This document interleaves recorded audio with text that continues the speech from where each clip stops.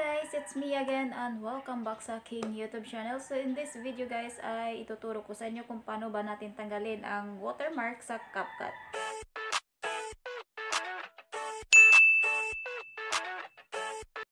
But bago natin yan simulan guys, of course, huwag mo nang kalimutan mag-subscribe. Also click na notification bell para lagi kang ma-notify kapag may bago kong upload sa channel na ito. Now, go to your CapCut app.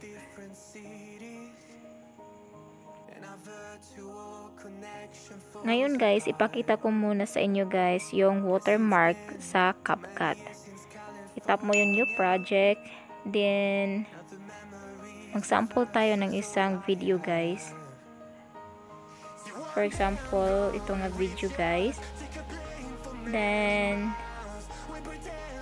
tingnan nyo guys yung pangulihin na may watermark na CapCut. So, yan ang tanggalin natin ngayon guys. Ituturo ko sa inyo kung paano ba yan mawala ang CapCut watermark or logo.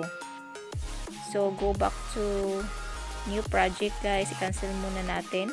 Then, itap mo lang yung settings logo. Then, nakita mo yung default ending guys. Dapat naka-turn off siya guys para tuwing mag-edit tayo, wala ng watermark. So, now, ipakita ko sa inyo guys nawala na talaga yung watermark. So, balik muna tayo sa new project. Then, maghanap tayo ng video na gagamitin natin. Then, ito na siya guys.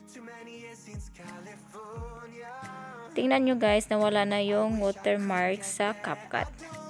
Yan lang ang gagawin nyo guys para matanggal yung watermark. Then, export mo na yung video ngayon guys para ipakita ko sa inyo na nawala na talaga yung watermark sa CapCut. Then now, i-check natin sa ating videos. Ito yung video before guys na inedit natin. So, ayan na siya guys. Wala na siyang watermark sa CapCut. Ganyan lang kasimple at kadali. So that's my editing tutorial for this week at sana po nakatulong tong video na ito and thank you for watching guys and please don't forget to subscribe and see you in my next video. Bye!